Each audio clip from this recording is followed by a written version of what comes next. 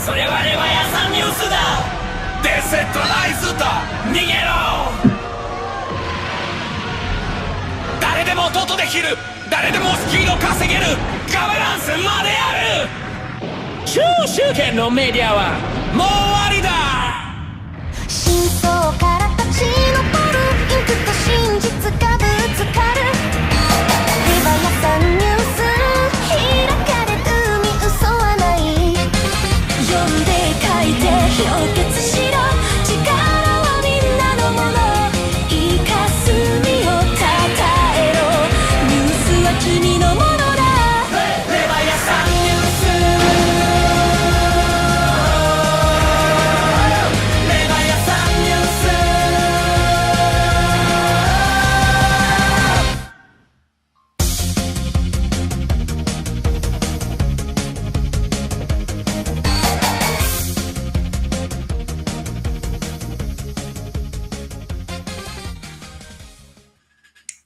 What's up, everyone? DAdvisoor here, Leviathan News, and I'm quite honored this time with a very special guest that thankfully so spontaneously was willing to come on. Thank you very much, sir. We're here with Griff Green, the DAO Fund lead, and Giveth founder, and also the DAppNode founder, and who knows what else, quite the OG. And we're here to talk about mostly, I guess, about the QF round that you guys are doing. I think it's huge. I think it's extremely interesting. The more I heard about it from folks. By the way, shout out Token Bryce from Pharos Watch. We actually have a show that we started doing together, me and him, about stablecoin risks and the situation of stablecoins and all that. And he's been on the show many times to discuss other projects that he does, Polaris and stuff. And he made the connection. So shout out Nice. Token Bryce. They're also participating in the round, which we will probably talk about as well. But yeah, man, first of all, really thank you for joining. I'm really honored. Like I told you just before we went live, it's people like you that make the whole thing possible. So hats off to you, as they say. Thank you for your incredible work, to you and everyone involved. And what's up? How are you? I'm doing great, man. In the heat of a quadratic. You were a bit cut off. Can you repeat that? Internet stuff. But yeah, you were cut off. I was just saying. You were cut off a bit. But yeah, Okay. I'm in the heat of a QF round, so it's there's only 3 days left, and so I'm just selling my soul on Telegram, selling my body on Telegram, trying to make sure the round is going to end soon and getting everybody activated. So yeah, that's my week this week for sure. Before we get into my first question, that will actually be, okay, man, what is even a QF round? Okay, I'd want you to share a few words about yourself. Yeah. And even before you do that, let me just give you the opportunity to share the link even before I do. So feel free to take your time and do that. I will remind the folks that they should follow us on Leviathan News, Leviathan_news for some updates. We're available on X, on Telegram, on our YouTube as well. We really enjoy delivering the message of decentralized crypto media to all of you and appreciate your support. I'm DAdvisoor. You can find me on X, and I'm also streaming it on my channels on YouTube and X. Take the time and follow my YouTube. We'll appreciate that a lot as well. And honestly, I'm very excited to have this. Not every day I get a chance to talk to someone who's that deep in the Ethereum circles. I've noticed that I've actually been fortunate to meet Jay Cheskin at the end of last year in East Latam in Sao Paulo. and I saw that you and him had a stream of about like 6 hours or so on the Ethereum Foundation. I don't think I've ever seen anything like it. Yeah. Yeah, it was, I mean, it was basically an impossible task. It was like, hey, let's go through give them each their flowers Wow. and tell them how great each project is, you know? And so that's what we did. And it was no, I mean, in this QF. And so we were like, we're only going to hold it to 2 minutes for each project. And how many projects are there? I saw something like 134. I think I saw a number somewhere. Nailed it. 134. And every single, and that's, we only had about a 50% acceptance rate. Here, let me. Wow. How did it? How did it actually happen? Like the acceptance? Sorry, you were cut off there. You were saying?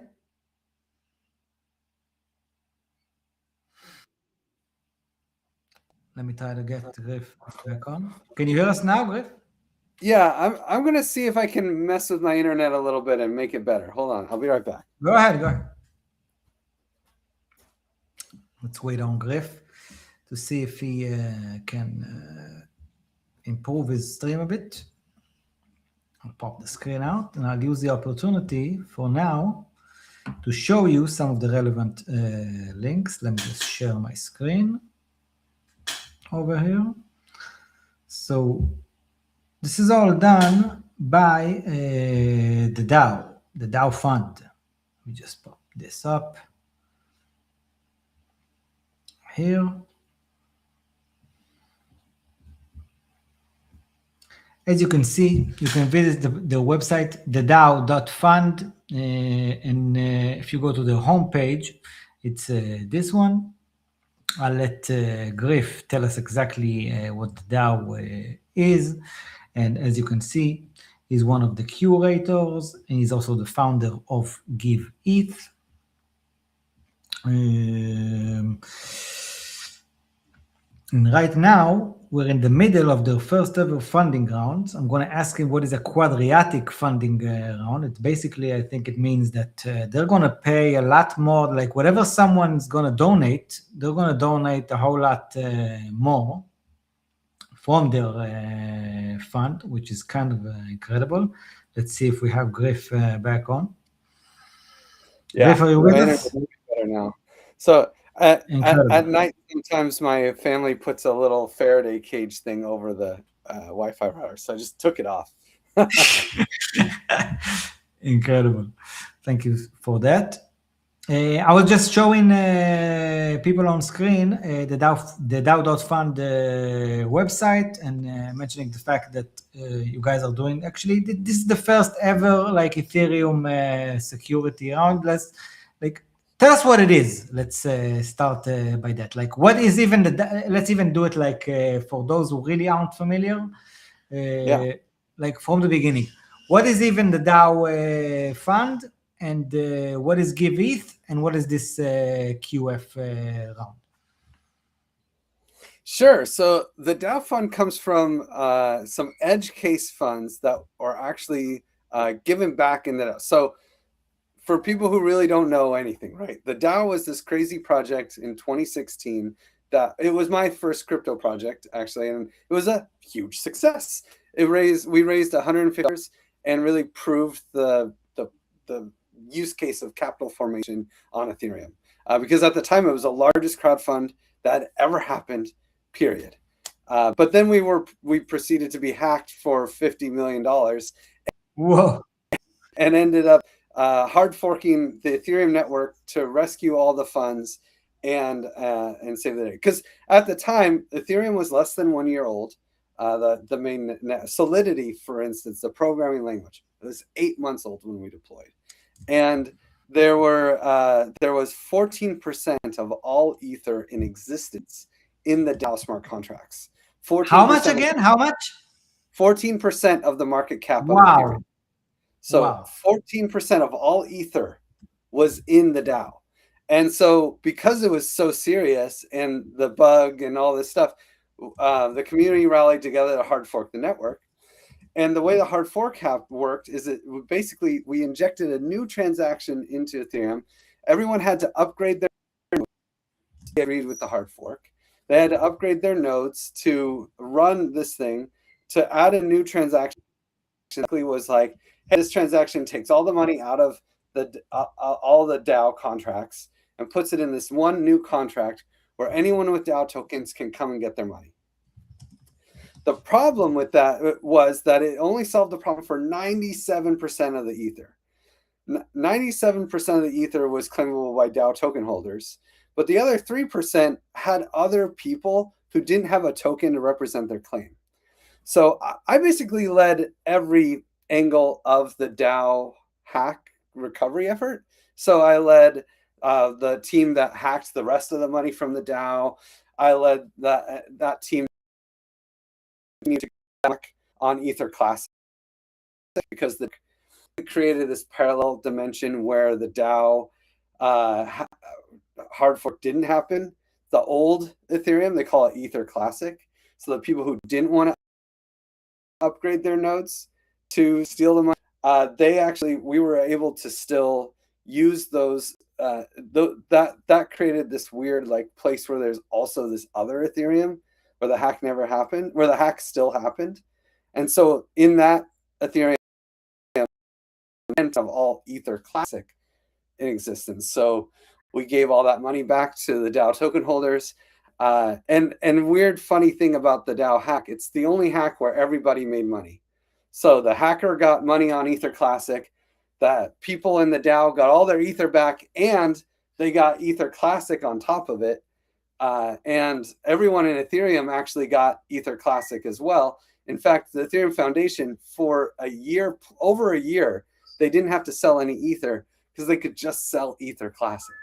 So anyway, crazy story. The DAO hack is a crazy story. But one thing that they don't talk very much about is this 3% that wasn't really covered by DAO token holders. And so me and another group of people, we call these edge cases funds.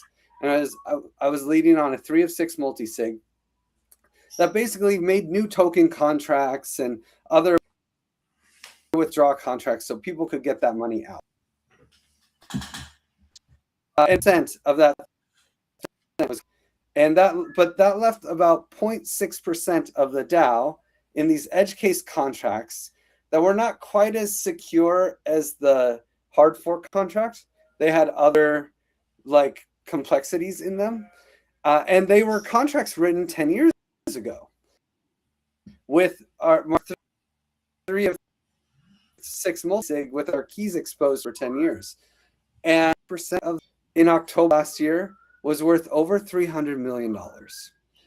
And we felt that it was insecure in this moment. Balancer got hacked, and it was like there was this moment where we realized AI risk is too insane. And this is $300 million being guarded by 6 volunteers on a 3 of 6 multi with contracts that were written 10 years ago. We needed to upgrade. It didn't have $300 million worth of security, and we didn't have a way to fund it either. And so what we decided to do is that while we're taking this money out of the contracts, we're going to stake the funds that aren't being claimed. We're going to keep claims open so everyone can still claim their money. And I think since we launched, over 500 Ether has been claimed of our like 75,000 Ether. So like claims are still happening, and at an accelerated rate because we made all this news about it. And then, but the bulk of the funds are being staked. 69,000 Ether is being staked and earning revenue off staking, right? And so then we use those funds to actually fund the security of the project. But because it's so much rewards from staking, we don't have to, it's way more than we need to secure the funds for claiming. We can use the leftover rewards to actually fund Ethereum security in general. So it's basically like kind of like Octant we're kind of like an endowment that's using staked ether from the DAO hack back in the day to actually fund, well, the continued claiming of those funds as well as Ethereum security. That's such a great story, and I really appreciate the way that you've described it. It's a great introduction and exposition for those like myself, actually, who aren't familiar. First of all, the amount of ETH is beyond comprehension. You know what I mean? Really, like just to think of the fact that you're actually saying that this is 3% of the ETH that was a part of that original fundraise, and today it's this it's 0.6%, about 0.6%, so less than 1%, and DAO raised in the first place.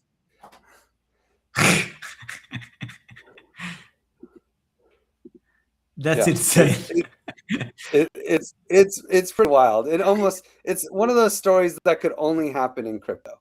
It basically doesn't make any sense. Definitely, it really doesn't. I try to explain this to like some non-crypto people once in a while, and they're always just like, "What? How to know what?" They just look at me. I can relate to that. I can relate for sure. So, tell us a bit about what made you. Where and when does Giveth come into play here? Because you've created you've been involved in, just like you said, the DAO fund and then the recoveries and all these efforts. But at what point do you decide that, you're going to fund this thing called Giveth? Is it just like an outcome of what you guys have started doing now with the DAO fund, a way to funnel some of the funds onto Ethereum security, or how did that come about? No, I mean, I imagine that was like something that we would have been open to when we launched Giveth, but it never really felt like something that made a lot of sense.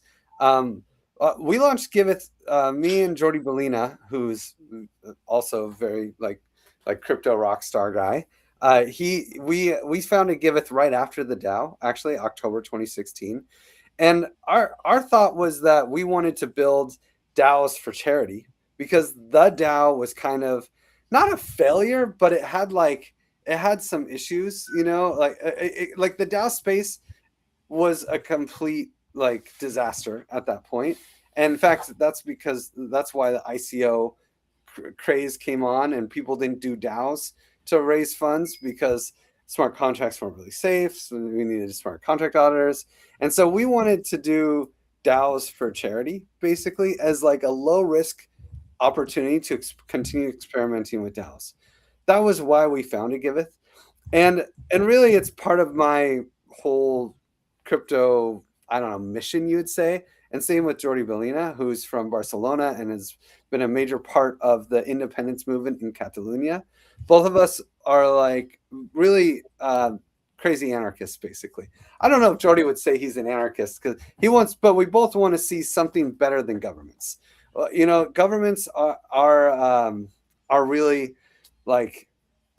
democracies are great. Don't get me wrong. It's the best thing that we have, but I think we can do better. And I think we all know we can do better. And so the idea of Giveth is that when governments fail to provide value that society demands, people start nonprofits. So nonprofits are actually the free market solution to governments. So, and if we could figure out how to use tokenization to make nonprofits profitable, we wouldn't need it. And we always thought that the blockchain technology, the reason I am here, the reason that a lot of OGs came into this space, is the idea that maybe we could build economies around value that normally you couldn't do. And so nonprofits are a perfect example of that, where nonprofits create value, and yet they can't really make money. They have to run off donations. What if we could build an economy that appreciated the value that nonprofits create? And so that's what Giveth is all about. That's what we've been about for the last decade. It's been one experiment after another. This is a huge problem. We haven't succeeded yet. I don't know if we will succeed. I'm sure someone will succeed eventually. I'm 100% confident of that, because I know nonprofits create value. I know blockchain tech can be used to create economies around value production. And so how exactly to do that? I don't know. We're going to keep trying, though. And that's what Giveth was made for, and that's what we're still trying to do. Man, I really enjoyed this explanation, I must say. I actually think that for me personally, I've started following crypto just as DeFi summer of 2020 was starting. And at first, it's the number go up that attracts many people. It's like, I was just 2020 was a crazy year. My life completely changed on many levels. And at first it was like, I started looking at finance, like an economy in a different way. I started telling myself, man, I'm not being told, like there's something going on that I'm not being told about. That was like my first, and I started looking at stocks, and I saw what's happening in like from the fall of March to like even 2 months later in May.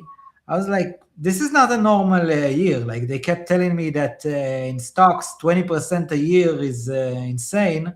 And I'm seeing these stocks like go 3, 4, 6x. It doesn't make any sense. But then around, I think July, give or take, I'm noticing crypto for the first time. And I'm like seeing these tokens that are like, oh my God, this token just did 17x in 1 month. And I'm like, what is even going on? You know what I mean? Like this is insane.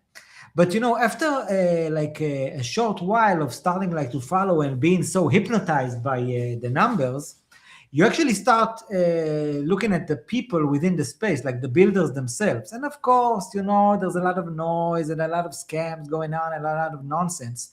But I think what really drew me in and like kept me going and really started to like being interested in the industry on another level other than the number go up aspect of it was the fact that I've noticed that, man, these are like some of the smartest people I've ever encountered and seen.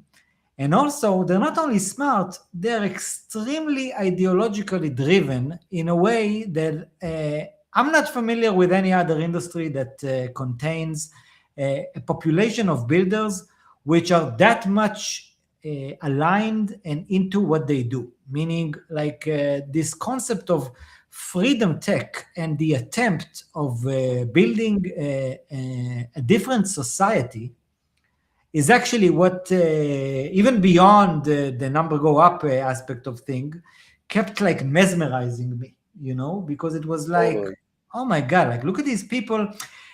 Because like if it really was about the money, man, these people can do like $1 million a day, like it's nothing. You know what I mean? Like it's not even an issue for them.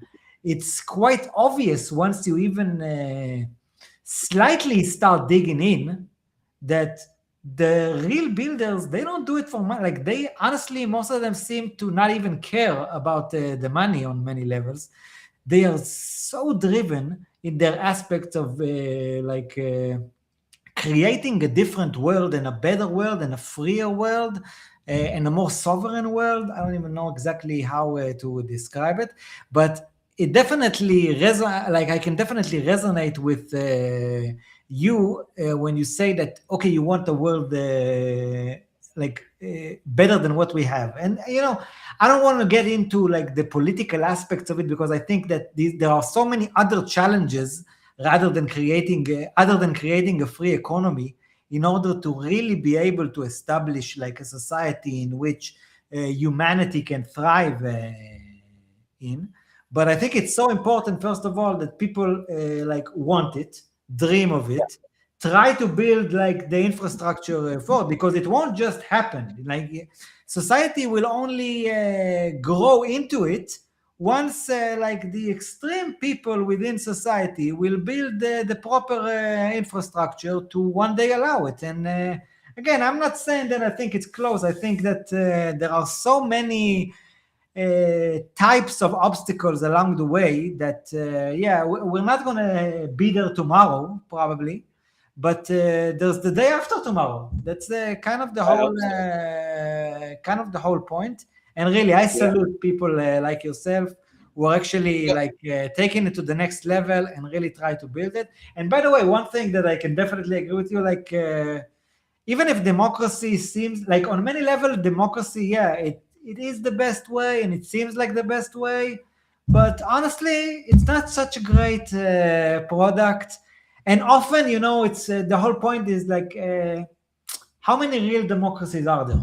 You know what I mean? Like once you really start digging in and like start thinking about how things really work, what is actually show me one democracy. That's kind of what I'm trying to do. Exactly. I mean, it's like it's a system that's there and we can use it, and it has its pros and cons, and I think it works best in smaller groups, like the city on the city level, it's not so bad, especially if it's a town.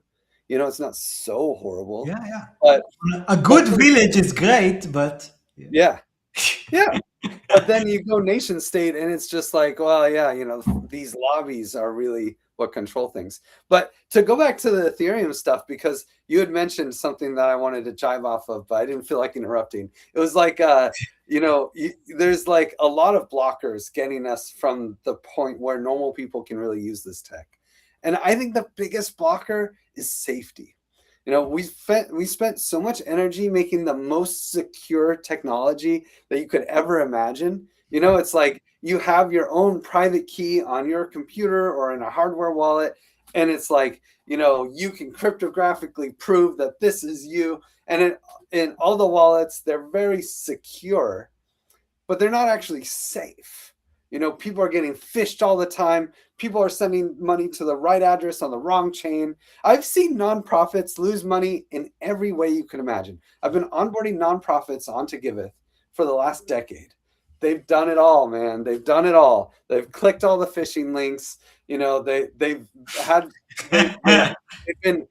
They've been messed around. They've met someone on Tinder and had their money stolen. Because by sending it, like they've done it all, man. It's like it's really tragic. But it gave me a front row seat to see how the tools real people need. And what really disappoints me in many ways is that we have all the technology to make it safer than PayPal, safer than Venmo, and even safer than banks. Like, because we have this advantage that we can remove the custodial risk. Right? Lots of people get their money frozen by their bank or by PayPal or by all these people. I've had money stolen from me by PayPal, right? Because early days crypto, trying to use Bitcoin and buy, and receive money on PayPal, they froze my accounts and I tried to get the money out. They wouldn't let me. They stole my money. And what am I supposed seriously? To do? Right? Yeah. And there was no way for me to get the money back. And so then, what do I do? Well, there's nothing I can do. PayPal stole my money. That is not possible with crypto. Insane. It can be designed in a non-custodial way, and it's technology. We have all the tools to make it even more secure than PayPal or the banks, but we just don't. Like, it's really weird. We have account abstraction. We can have rules on smart contracts that set daily limits, that set time delays, that set all sorts of things to make it more safe, right? You can make it so you can't just click any random phishing link and lose all your money. You can have whitelists of like applications that are safe. There's all sorts of things that we can do to make it safer, but there's not a lot of funding for that work. And that's one of the major things that I want to change with the DAO Security Fund. Our top level goal, our number one goal is to make sure the funds that we're holding are safe, so they can continue to be claimed. But very close second is to fund Ethereum security and to make Ethereum safer to use than the banks. I wouldn't consider the DAO security fund done until people are looking at Ethereum and be like, that's where I want to put my mortgage. And that's the default, because that's safer than putting it in JP Morgan. And we can do that. We have the tools. We don't have to build anything new, like fundamental technology. We can actually take what is built already, piece it together, and make it that way. We just have it. And that's because it doesn't really have the tokenization, behind it, like making wallets, making a really safe wallet. It's like, well, I can't do my gambling stuff with it so easily. It might block a lot of that because a lot of that's not very safe. So, we have interesting incentives in the industry that need to be countered so that we can actually make this technology usable by everyone. That's, yeah. Man, what a vision. Let me tell you, that's a great vision. That's actually a great part to clip, I must tell you, the JP Morgan and mortgage stuff. Just wrote it down for myself. Good. We'll get some good clips for the yeah, it's a must. Actually, there's an whole other concept of like we need a DAO for content extraction. With all the great content that people do, which so little of the content, the great content that people do, is being extracted. Like, for example, you went with Jay Chaskin for like 6 hours. You probably can make 120 clips from that alone. That's exactly what we're doing. If you go to at the DAO Fund on Twitter, every hour it's posting a clip. Yeah, it's posting a clip for every project that we did on. Incredible. So every hour we're taking that, we've clipped it. I mean, thank God for AI to help us out with all the like clipping and stuff. What are you using? Opus or what? Yeah, we used a program. Oh man, we looked at a bunch of them. I don't want to. I can't remember which one we used. I'll have to look it up. Rash, I will just show your X account on the DAO Fund for a minute before we go into like the Giveth stuff itself and look at the round for a bit. By the way, Griff, while we're doing it, like, tell me a bit about like how did you even get into it? Like, meaning, what's your background? How did you even become someone who's capable of doing such things? Well, I have a chemical engineering degree. I was a chemical engineer, so I'm a process engineer. It's just I worked at a biopharmaceutical company called Amgen. They're a Fortune 500 company or whatever. I also worked at SNC-Lavalin building power plants back in the day, and then I was honestly just a crazy anarchist. After the 2008 crash, I was just like, fuck all of this. And I didn't, I actually didn't have a bank account for 2 years. I was buying physical gold and silver with my paycheck from SNC-Lavalin, and unemployment and all that stuff. I was putting all that money into physical gold and silver, which did really well. And then I, traveled a little bit. And then when I discovered Bitcoin early on, but I didn't get into it for like 2 years. I heard about it from a Trace Mayer video when it was $5, just because I was in that scene, the gold bugs, the anarchists, but to get crypto, you have to work with banks. And so I didn't do it. I had to figure out how to wire money to Japan to buy Bitcoin on Mt. Gox. So I never did it, right? Until one day my friend told me he found out about Coinbase in 2013.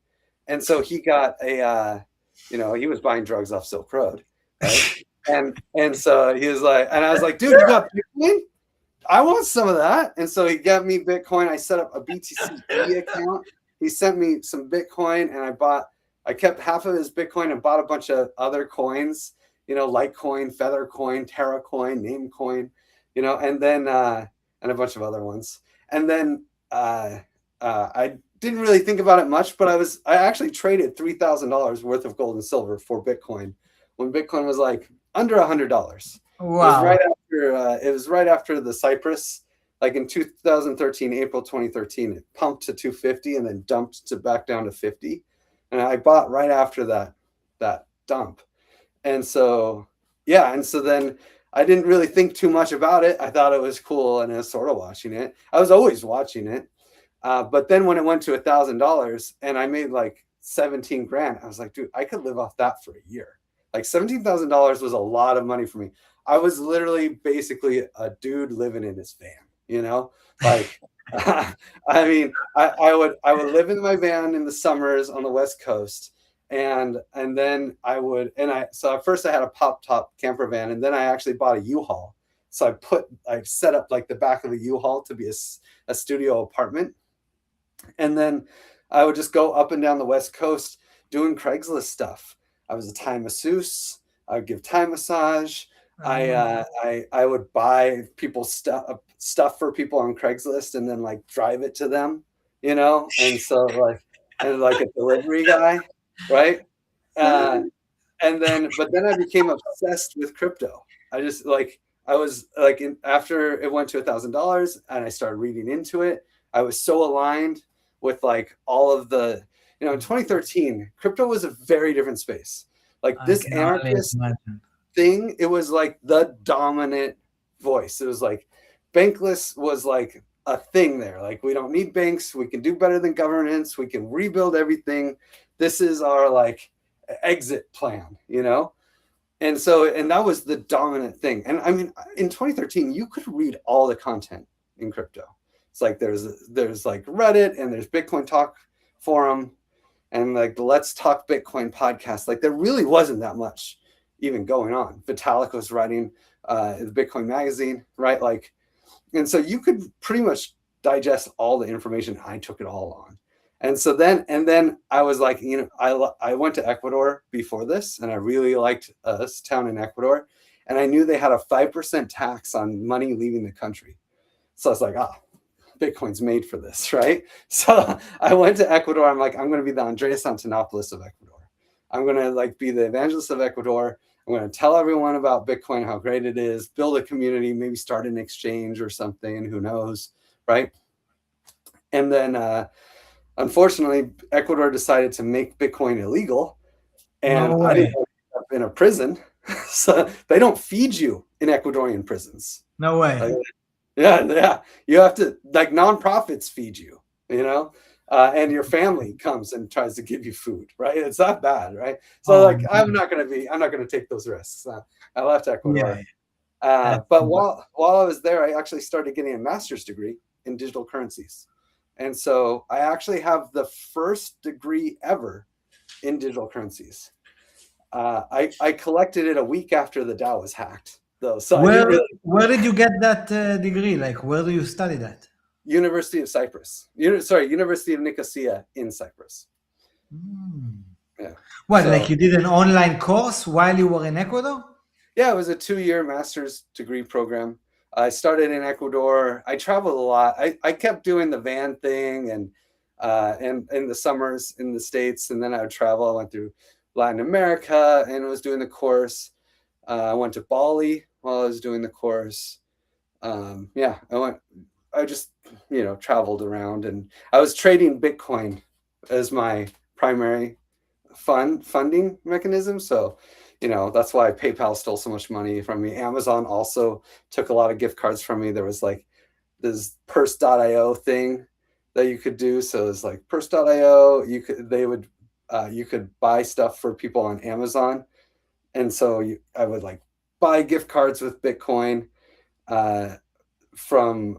or like trade Bitcoin for gift cards on, what's it called? It was called local Bitcoins. And then I would buy stuff for people on purse.io and with the gift cards. And so then I get more Bitcoin, and I just keep doing these arbitrage games. I do all sorts of stuff, whatever I could do. I'd also buy and sell Bitcoin in person wherever I was. Like, I was just like a Bitcoin like evangelist in every way just trying to figure out what I could do. And then I wrote a paper about, I was really obsessed with DAOs, which at the time they were called DACs, because I wanted to do something better than governments. Why was it called the DACs? Back in those days, like, there were just different ecosystems. And so BitShares, which was Dan Larimer, who did Steemit and then EOS and then whatever, so Dan Larimer was a big thinker back then, and he called them DACs. And like decentralized autonomous companies? What does it mean? Yeah, it was companies. The companies or corporations, like even communities, sometimes people just kind of said whatever they wanted the seed to be. It was like, dude, this is just like forum posts and Reddit, it's not like it's not like it was like a science. It was just a bunch of hippies talking shit online, Yeah. Like, this is like back then there was like, they didn't even call it blockchain. They called it like the BitShares, Mastercoin, NXT, like all these old like pre-Ethereum smart contract currencies. They called them Bitcoin 2.0. They called other currencies other Bitcoins. Like, you didn't really like it, just like that was the language of the day. We didn't have the standards hadn't emerged, Yeah. So like, yeah, it was just, these are crazy times, man. And I thought Ethereum was vaporware. I really did, until I wrote this white paper, and then Ethereum actually launched. And wait, you wrote a white paper, you mean? I wrote a white paper for a bike sharing economy. So this was actually just a homework assignment, right, for my class. And so the idea of the paper was like, you could make a DAO, a DAC, where every time someone wants to contribute a bike to the network, they would coin. Bikecoin was spelled BIK4E, like that was the ticker. And bicycles in kind for everyone, right? The 4 was silent. And so every time you added a bike to the network, you take a picture, you put a geolocation locator on it, and then you'd say, hey, the bike is here, make a little ad. And then the idea was that you would actually get tokens locked in your bike. And then as people used your bike, you would get their payment as well as the tokens released to you, some of the tokens, until your bike was used 100. And so you get more money renting your bike because you get the tokens and the rentals fee for the bike, right? And then we had these incentives where like, it was just me. I wrote a paper, right? There was nothing real. But like, the idea would be that if you were the first person within 100 miles to put a bike in the network, you got like huge bonuses, to like bootstrap them. Anyway, it was this token economy concept and idea, and like I still honestly would love to see. The sharing economy stuff never really took off. Swarm City got hacked. They were probably going to be the biggest player, and they would have done great work. The DAO and Slockit also were trying to do sharing economy stuff. We also were hacked. So all the big sharing economy players in crypto really just got hacked and never got a chance to explore that. But I thought it was going to be huge. Chance to be huge, but I don't know. The IRL stuff with crypto has been really hard. So yeah, but in a way that I actually think that it's a matter of like time frames and because like on other sides of the economy, share economy is happening. Uber, Airbnb, all that. So I actually think that in a way we will see a conversion of things at some point. And also, like DeFi and Ethereum, you can claim that this is a kind of a shared economy, maybe not in a very conventional way that we can think of it, Like it's just a different type of more like amorphic or something like that way of doing it. But I think the problem for sharing economy is the same problem for everything, crypto's not actually safe for normal people to use. We don't have real ways. Like it. I don't know anyone who has their PayPal hacked. I know people like myself who have been frozen by PayPal, but I don't really know anyone who's had their PayPal or Venmo hacked by North Korea, or or any scams with it. Almost every single person I know who's been in crypto for 5 years has been scammed one way or another. So it's just not safe. Like our tech, the bare bones of our tech are not actually usable by normal people, and we have to accept that and fix it. So that's a great point, and actually it leads us to like the more pragmatic side of the stream with what you guys are doing, because I actually think that, just like you say, you're really taking steps in order to give back to the teams who really try to make Ethereum safer, which is a very complicated task, I might say.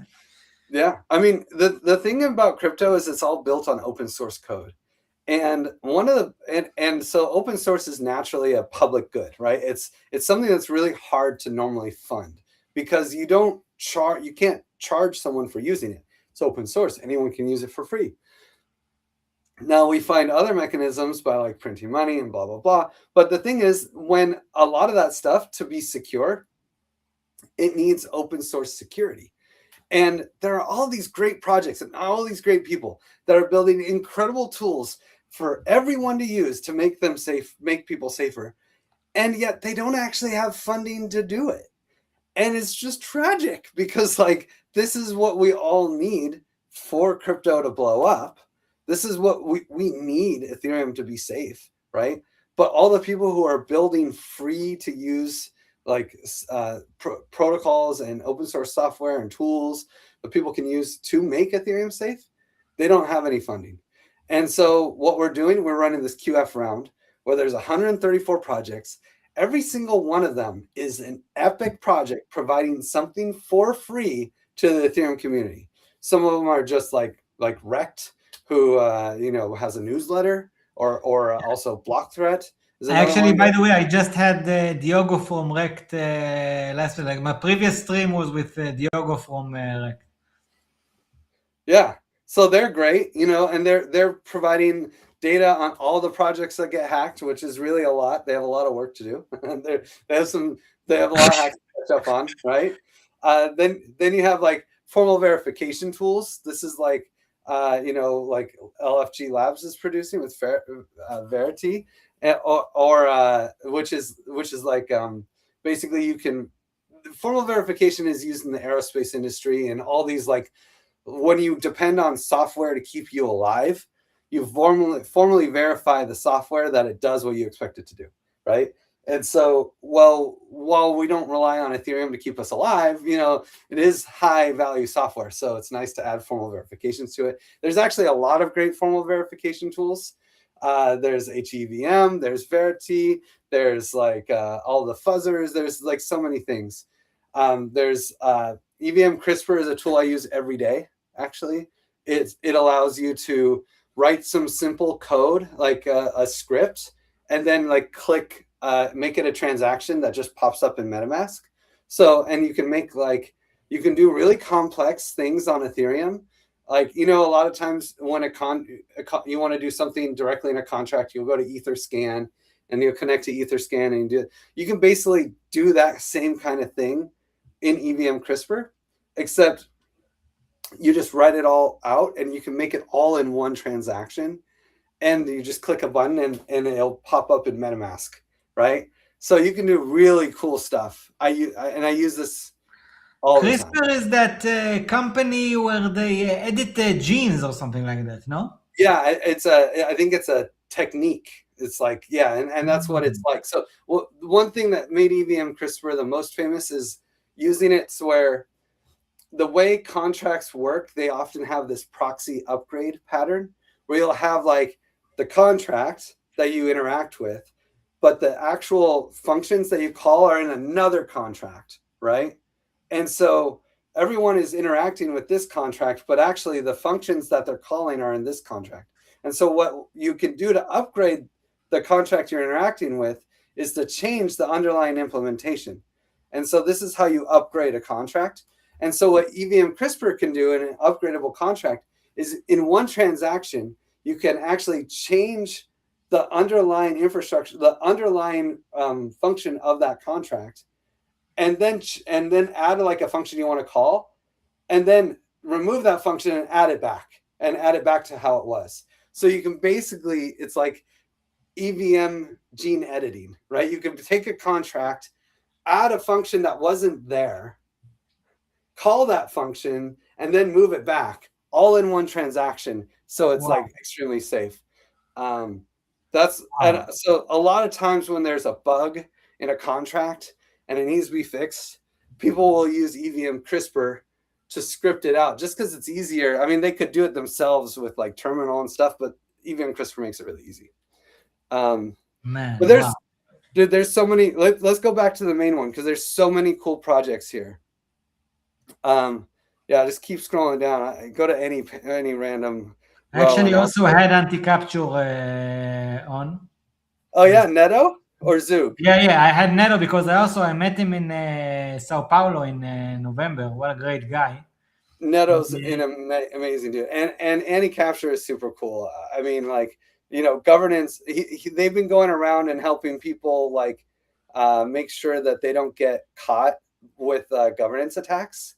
Where like sometimes a DAO will have $10 million in the DAO, but the token that is like able to vote on spending that money will only be like a $3 million market cap.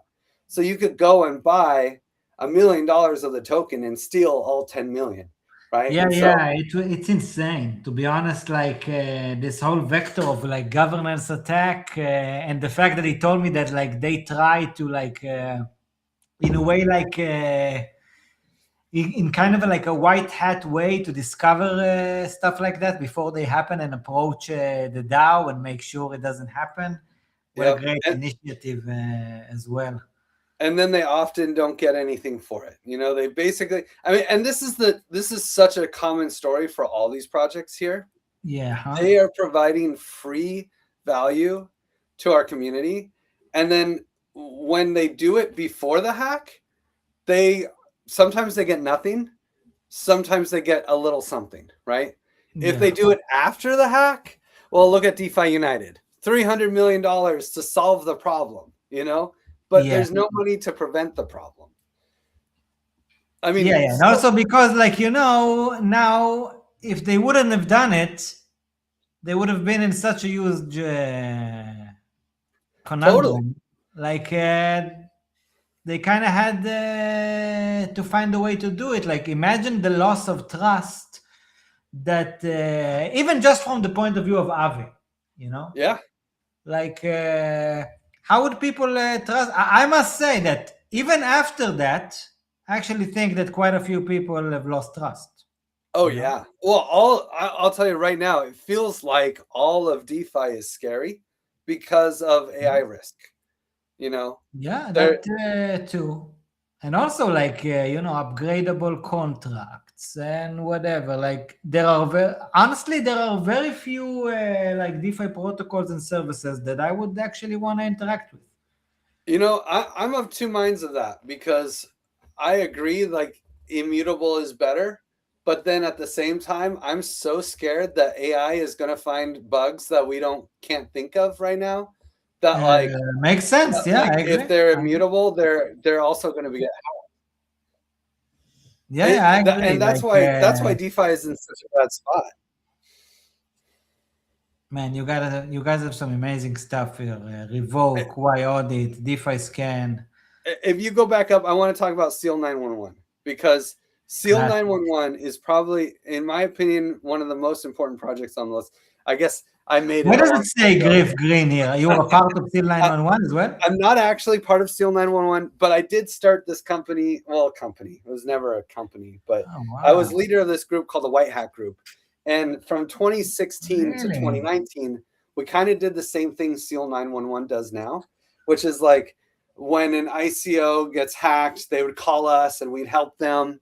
You know, we rescued $200 million from the Parity multisig hack, for instance. So we went through and we hacked all the multisigs before anyone else could. And then we like gave all the money back to the people who had it in the multi-sigs. So like, it's like James Bond stuff, Still 911 is like the Ethereum James Bond side of things. Yeah, no, it's amazing. And I want everyone who's listening to know that this exists, because it's actually really important.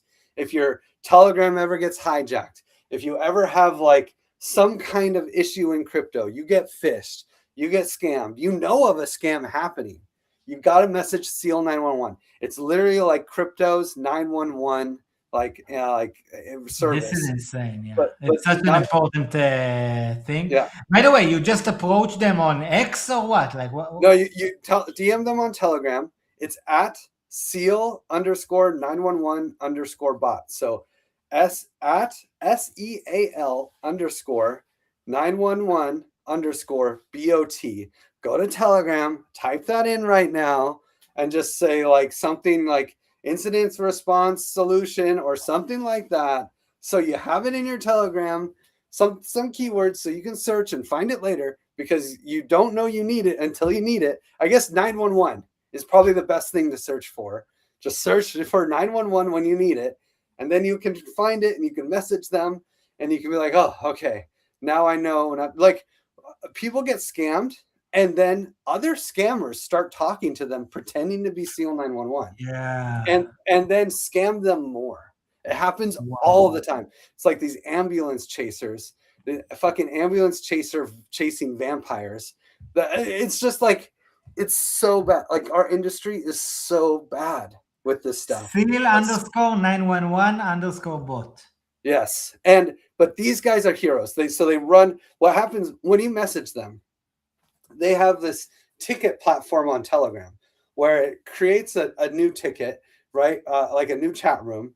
And there's 24/7, at least 2 people, usually 3 or 4, watching for all the chats, responding to people, helping them make sure they don't make common mistakes after they've been phished, helping them understand how bad do they need to wipe their computer? Do they need to like revoke approvals? What do they need to do? What can they do? Maybe sometimes you get phished and like you actually still have some funds that are locked somewhere, and so you can work with them and maybe flash bots, and you can try to race the hacker to get the funds before the hacker gets them. But also they help with like when there's an incident on a smart contract hack.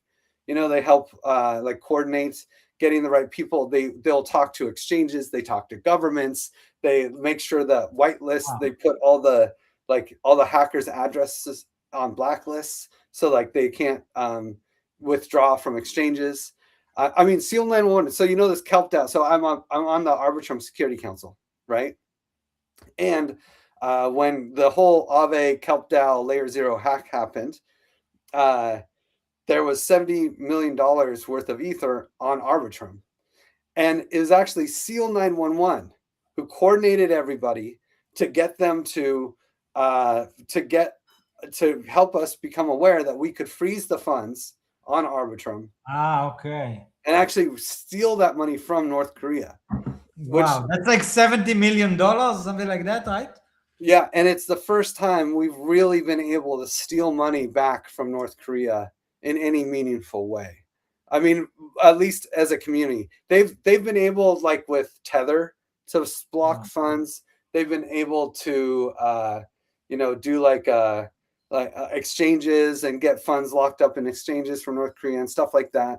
But they've never really had this kind of a huge win.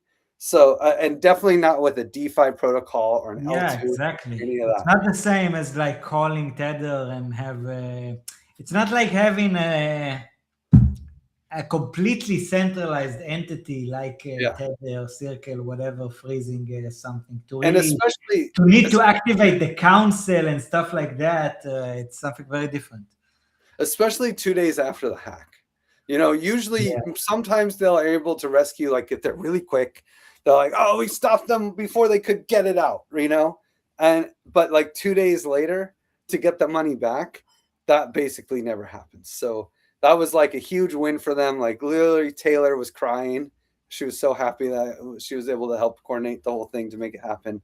So like, SEAL 911 are heroes. And like, they are the epitome of this round. I mean, every project is incredible, and like I feel like Seal 911 has probably the most direct impact on individuals because, like, you know, it's like everybody. They're like the 911 service for everyone. They're 911 and the police wrapped in one. So, you know, It's such an important shout out, and really much respect and shout out to SEAL 911 for this incredible public good that they actually do. Let me use the opportunity to ask you about like this quadratic aspect of things, because like, for example, I see that whenever I I click a different project, there's this chart. Let me try maybe to zoom a bit. yeah. So one USDC here is actually going to get a matching of 110. And if it's 10 USDC, it's going to get 340. And if it's 100, tell us a bit about how this works and like how it's calculated, and all of this is from the money that the DAO fund has. Exactly. So basically the DAO fund put up 500 Ether. Now, another feel-good story, we've been able to raise an extra 40 Ether from the community for the matching pool. So now it's 540 Ether that will be distributed to these 134 projects based off of people's donations. So the way this works in the normal world is often someone will be like, hey, you know, if you donate to any of these 100 projects or whatever, I'll match your donations dollar for dollar. So you send $10 in, I'll send another $10 in, right? Like that's pretty common until I run out of my $1 million or whatever. But with quadratic funding, it's a little different. Instead of matching dollar for dollar, it's an algorithm that considers how much dollars and how many individuals. And so like, even if you just donate $1, you're going to actually affect how much money goes to each project a lot. You can see $1 is matched by $110, so 110x. But $10 is only matched 34x, and $100 is only matched 10x, right? And so there's a lot of variables here. The algorithm's pretty complicated. The way I like to explain it is you need to donate to at least 3 projects to really maximize your impact. And the more money you donate, the better. Of course, it'll help the project, but you have to at least donate $1. And if you donate at least $1, it'll count as like a vote for that project, and your vote really matters. So it's a really complicated algorithm. It's called COCM now, connection-oriented cluster matching. If you want to dive into it, like I can go super nerd out, but I really don't think it's probably useful. Like what people need to know is donate to at least 3 projects. And I think the real thing is that the DAO is giving away 500 Ether, and now 540 Ether will be distributed to these projects based off of the ones that you think are the most important. And all it takes is donating $1 to vote. So you can go through all these projects. There's so many projects. And as you go through them, you're going to discover things that can keep you safe from SEAL 911. You know, they're not the only one that you need to know about. There's a bunch of them. And it just scrolling through. Oh, another thing you can do is if you go to, if you scroll up a little bit and go to the bar, the URL bar, we actually made an LLM version. So you can go to qf.giveth.io/llms.txt. You mean to just write it? Yeah, just type it in the qf.giveth.io/llms.txt. llms.txt. Yep.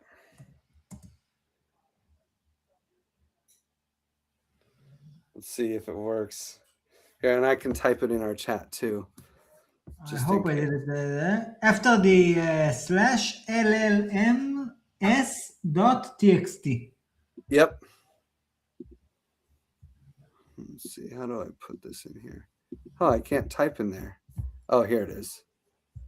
Can you see it on my screen now? Is it this? Yep, that's it. That's it. So this is for the chat bots. This is for the ChatGPT. This is for Claude. This is for your AI agent to Okay, save explain token. And you can basically see everything on this website that you need to see, so that if you want to like just search the content of the website with your AI bot, you can tell your AI agent like, hey, this is what I want. I want to learn more about like protecting me from phishing scams. What projects do that? What projects are rating stable coins? What projects are like doing formal verification stuff? Hey, I'm in ZK Tech. What projects are making circuits safer? Right? Wow. Like, so you can just put this link into your LLM. It can digest all the content without having to like, use a lot of extra tokens. And then you can just talk to it about like all the projects. That's insane. You guys really thought about a lot of stuff. I wanted to ask you, let me just go back to the normal view. I wanted to ask you about, let's, for example, just choose a random one.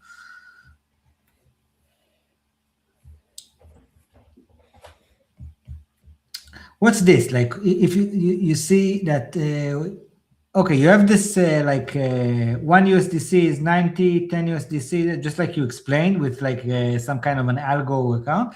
But then you get this kind of a message as the donator.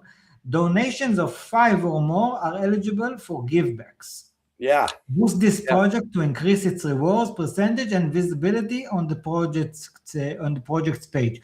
I want to first of all like know what it means, the givebacks and stuff like that, and also like, does it mean that if I like, for example, contribute 5 separate USDC to 5 donations of 1 USDC to 5 different projects, is it still eligible for this, or does it have to be for one project? You have to donate at least $5 to one project.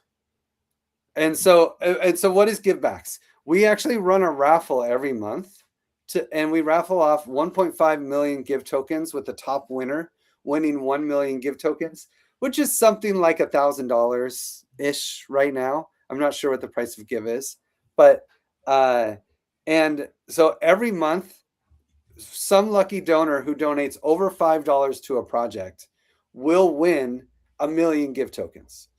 And so this is like our raffle. This is like a lottery that you get just for donating. And so the way I see it is like Bitcoin is like a lottery. A lot of people say it's like an algorithm or whatever. It's really a lottery. And your tickets to a lottery are mining Bitcoin, right? You're hashing Bitcoin, and every 10 minutes, 3.25 Bitcoins are given to some lucky miner, right? Well, in Giveth, our block times are 1 month, and the reward is 1 million give tokens. But one lucky donor who donates $5 wins 1 million give tokens. And then we have prizes for, the next second place through 15th place as well. For the other 500,000 give tokens are given away to those. But it doesn't matter like how much you give, as long as it's at least $5 to one specific project. You have like a ticket into this lottery? So, yes, you get more tickets the more money you donate. Okay. And you get more tickets if you donate to projects that have more give stakes behind them. So this is the second half of it, because I don't know, the VE curve, VE bow, like vote escrow. Yeah. I liquidity. Like so like we do that same thing where you can stake give and lock give. We have a much friendlier thing. So you can stake give and lock give behind any of these projects. You can actually stake give, and then you can pick up to 20 projects to boost. And if you boost those projects, 2 things happen. Number 1, the people who donate to them get more tickets in the lottery. So just like VE curve, VE bow, it's like the vote escrow tokens. If you're basically boosting liquidity pools, and the people who provide liquidity, they get more rewards from the DAO, right? Here, if you boost nonprofits, and if you donate to them, you get more rewards from the DAO for donating. And then the other thing that happens is actually you can change the order. So why is Rect number 1 on the list? Because they have the most give staked behind them, boosting their project. Yeah, because when I was scrolling, I told myself, wait, this is not like necessarily the most, like whoever got the most rewards or something like that. Like it's No, not. and you can change the sort at the top if you want. Like you can sort by who has the most money or who has the most whatever. Like a little bit lower. Highest give power. So you can change the sort. You can do like, amount raised in QF is really popular. And so, these are the top projects that are funny, but you'll also see the projects that are high on the list, like Rect, they get more funding because they're high on the list. And the thing is, Giveth is a DAO, and we have Give token holders. And this is the privilege of being part of the Giveth DAO, is you get to rank the projects. And the give token, it needs to be like you said, it needs to be locked like VE give or something like that. So you can stake it, but if you lock it, you can get up to 5 times the voting power. Cool so stuff, if you lock it for a year, you get. What is the interface that this happens? Well, if you go to any of the projects, I mean, you can go to Give Economy. That's where it happens. But most people will go to a project, and then they'll end up clicking that boost button. So like boost right there. And that's where you don't have any give to stake, but you can, But if you go to manage your give power. Okay. This is what boost means with your give. Yeah, boost is something you do when you have like give tokens. Exactly. And so, I think if you, not manage. If you go up to the top at Give Economy, and then you go, see, we make you connect your wallet first. So you'd have to connect your wallet to see this, but that's where you can go to staking. And actually you do earn a reward. We do give staking rewards just for staking. So if you stake your give, you also earn give. I think the rates are like somewhere around 3% if you're just staking, and up to 15% if you lock. If you lock it, you lock for how long? If you lock, you can lock for it's in 2-week periods. So you can lock for 2 weeks, or you can lock for a year. We cap out at a year because we're not crazy like Curve, We just cap out for a year. That's so cool. By the way, I actually wanted to also ask you about the Givers NFT. Yeah. So this is my profile pic on Twitter. People ask me why I have this. Okay. And so what's that? Sometimes we'll do QF rounds. And actually, if it's a public goods QF round. This is the first ever QF round, by the way, or no? No. This is the largest QF round ever for a single QF round, like the largest matching pool ever. Gitcoin has done, I want to say Gitcoin's probably done over 100 QF rounds, 100 QF matching pools. And they were doing quarterly rounds of up to $3 million in one round, but it would be over like 12 different quadratic funding pools, right? So they'd have 12 different rounds of projects with different focuses, and not once did they focus on security, by the way. Really? Not once. And I don't think they ever had a round over like 400K, like $400,000. So $1 million matching pool is the largest matching pool. But Gitcoin was doing quarterly like $3 million rounds. And we've done maybe like, I don't know, somewhere around 15 QF rounds, more than 10, less than 15 total QF rounds. But when we do a public goods QF round, the NFT token holders get to decide which projects go in the round. This, you can buy an NFT for $100, and that is like it funds Giveth, which we don't charge fees. Any nonprofit can raise money in crypto. We don't charge any fees. And so we're providing a public good for that. And we offer them a lot of support, actually. It's a lot of work to help nonprofits raise money in crypto.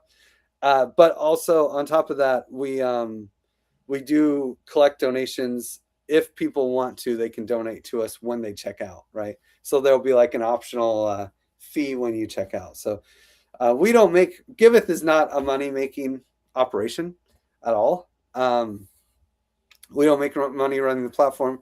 So this is one of the many ways we can try to help sustain ourselves. And yeah, and so so this is like basically a way to support Giveth itself. Yeah. Yep. Exactly. $100 goes straight to us. You get this NFT, and often we do things that allow NFT holders to have a say in things like like who gets to be in the next QF round.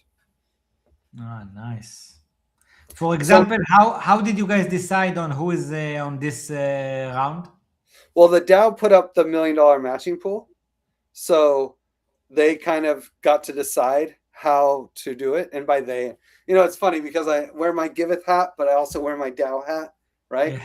So, so I actually we worked with the Etehreum Foundation to create eligibility criteria.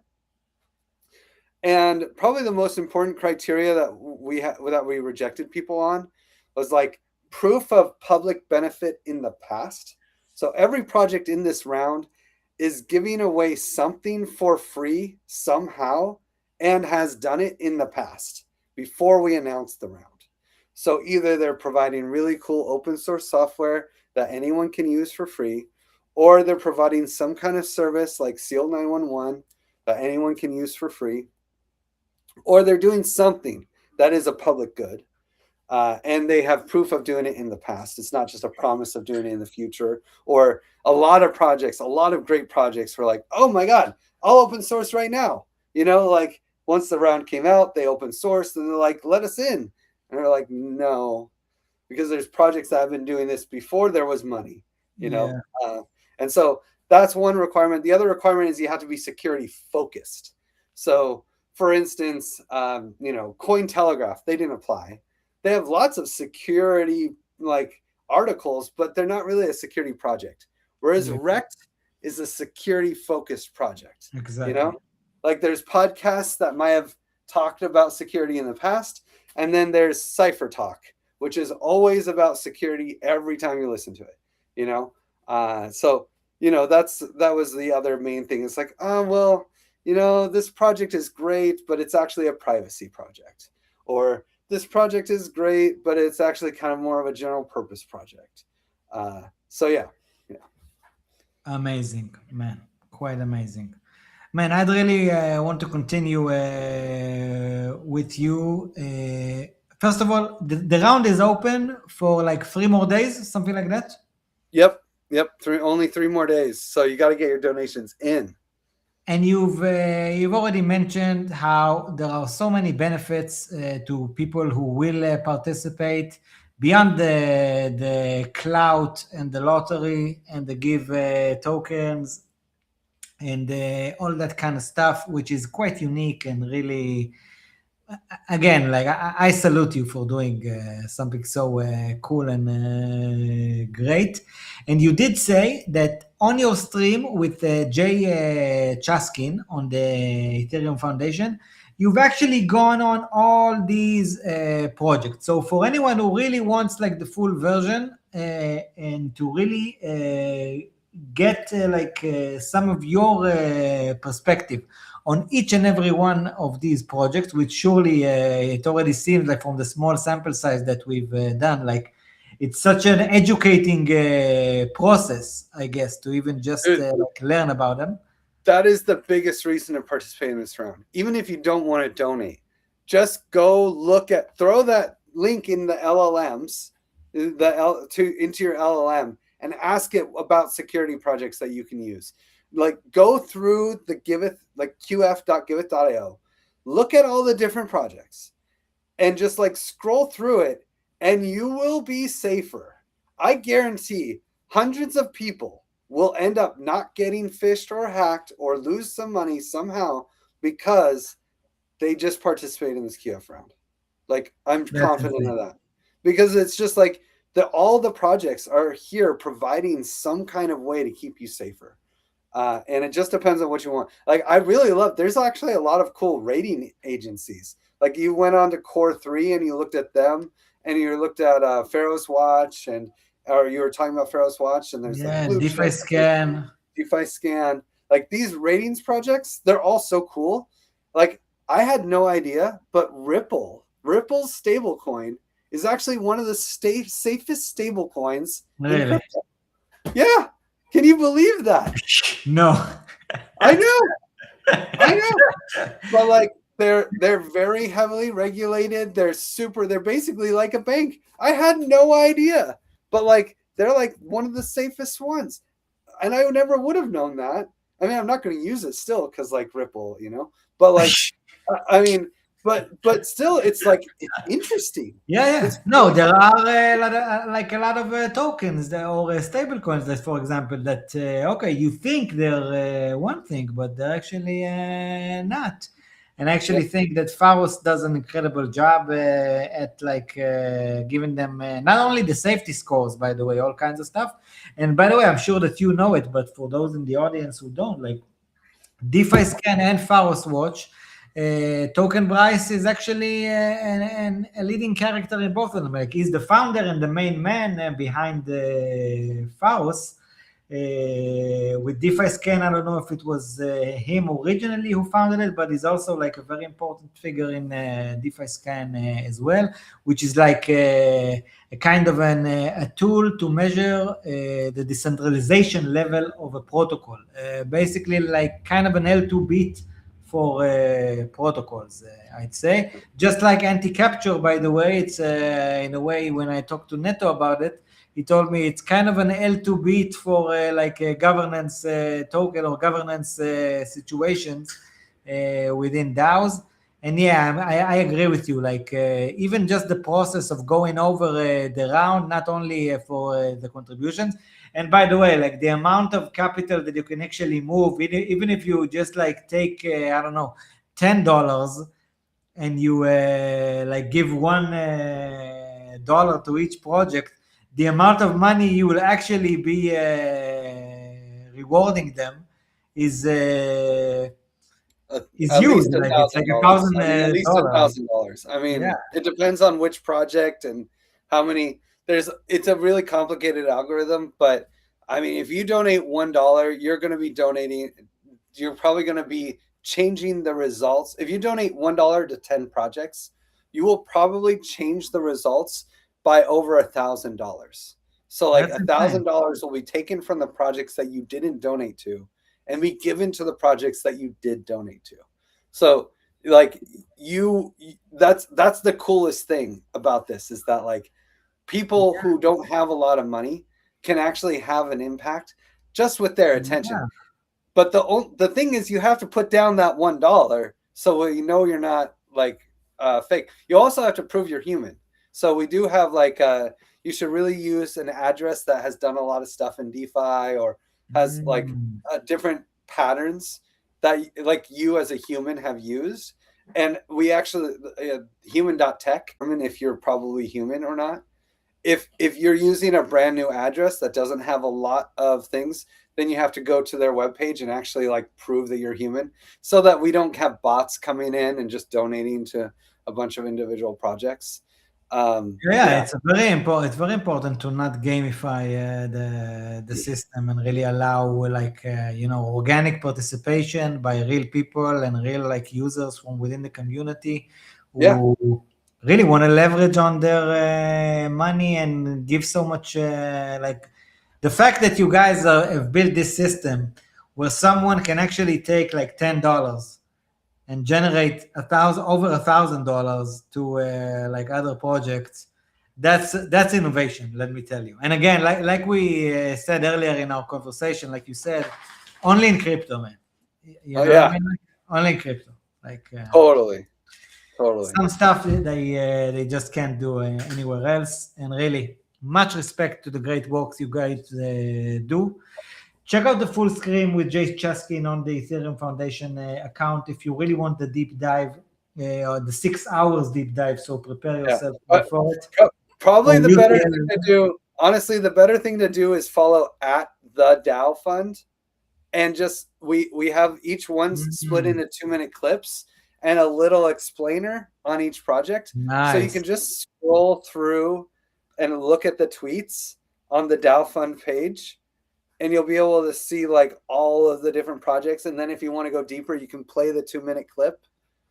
And so you can just like scroll. It's on the X account of the DAO Fund, you mean? Yeah, the X account. The X account. I keep calling it Twitter. I don't know when that I'll get out. Yeah.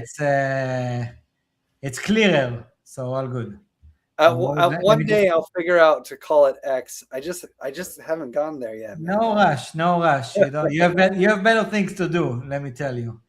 You're already doing some better stuff than that. Let me just pop it up on screen one more time. This that would be cool. Fund, right now, X account, Twitter account, whatever you want to call it, whatever makes sense to you. Yeah, you can go. You can find it at the DAO Fund. Sorry. Yep. The top tweets are going to be us actually. After this launch tweet, it's going to be you and me talking. Much respect. Because I just retweeted with it. Yeah. Appreciate there it is. So Look, much. Really appreciate you. And these are the bytes that you mean. Yep.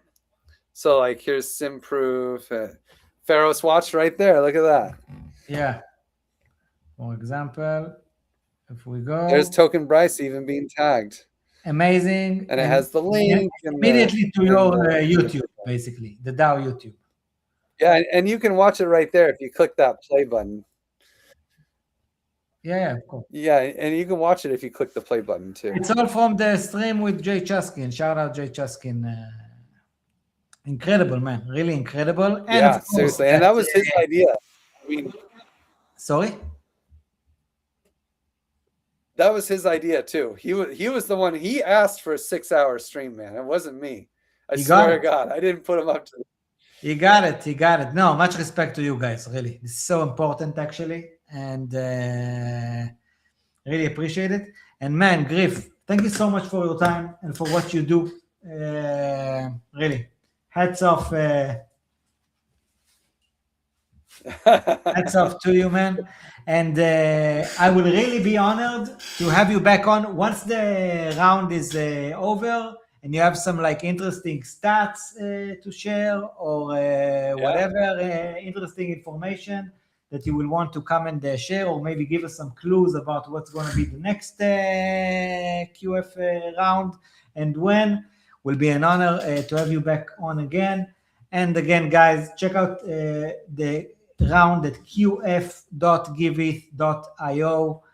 And with $10, you can do so much, not to even mention what you can do with more than that. And Griff, good night, man. Thank you so much for joining. Good luck to everyone participating. It was fun for me as well. Really appreciate it, man. And really good luck to everyone doing it. And much respect to you guys for making it happen. Go follow Griff at Griff Green. Go follow the DAO Fund, Giveth, Leviathan News, DAdvisoor here. Let me send you guys off with our outro again, as usual. And have a good night. Thank you for tuning in. Bye, folks. Yeah, thanks, D. Thank you, sir. Bye.